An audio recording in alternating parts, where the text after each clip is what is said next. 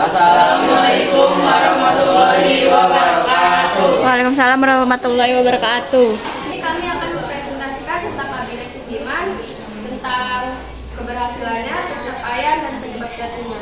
Perkenalkan, nama saya Nizam Ishak. Nama saya Iqbal Maulana. Nama saya Musa. Nama saya Tiara Ayudeli. Nama saya Fidya Tolong. Materi pertama akan dibacakan oleh Iqbal Maulana. Kabinet Sukiman 1951 sampai 1952. Perdana Menteri Sukiman Wirejasan Jojo. Masa jabatannya 27 April 1951 sampai 3 April 1952. Partai utama pendukung Masyumi dan Partai Nasional Indonesia (PNI). Program kerja Kabinet Sukiman. Kabinet ini menitik beratkan pada 1. Keamanan dan ketertiban dalam negeri, menumpas gerakan pemberontakan dan menjaga stabilitas politik. 2. Meningkatkan kesejahteraan rakyat, memperbaiki ekonomi rakyat pasca perang dan memperkuat mata uang. 3. Pelaksana pemilihan umum, pemilu, mempersiapkan dasar hukum untuk pemilu pertama di Indonesia. 4. Politik luar negeri yang bebas, aktif menjaga hubungan baik dengan semua negara tanpa terikat blok tertentu. 5. Pembangunan sosial dan pendidikan, memperluas kesempatan belajar dan memperbaiki kesehatan masyarakat.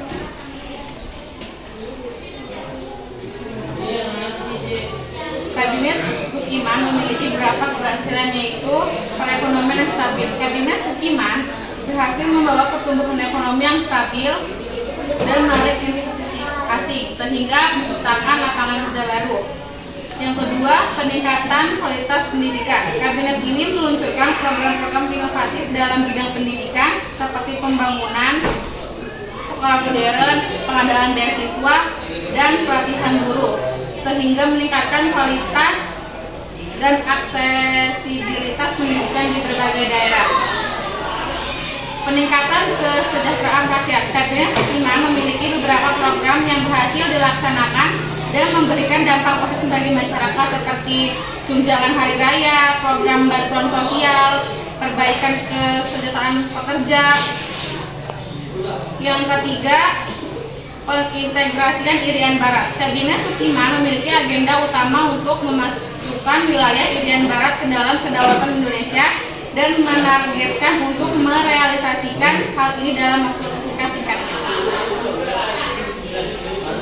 Ini ada kemunduran Sukiman disebabkan oleh adanya konferensi perjanjian MSA yang dinilai tidak sesuai dengan politik luar negeri bebas aktif.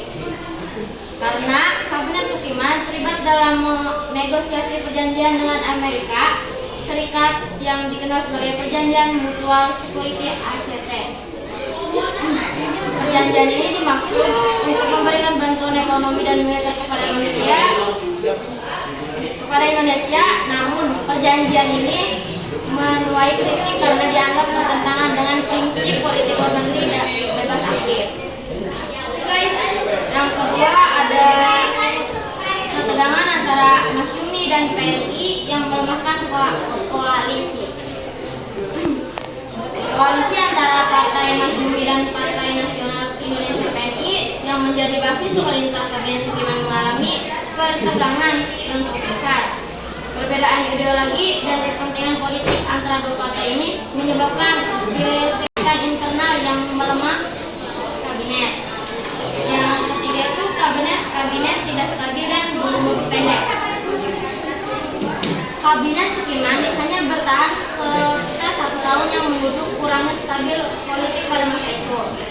Tidak mampunya kabinet untuk menyelesaikan masalah-masalah yang dihadapinya dan konflik internal yang terus berlanjut menyebabkan jatuhnya kabinet. Yang keempat, adanya kegagalan melaksanakan pemilu.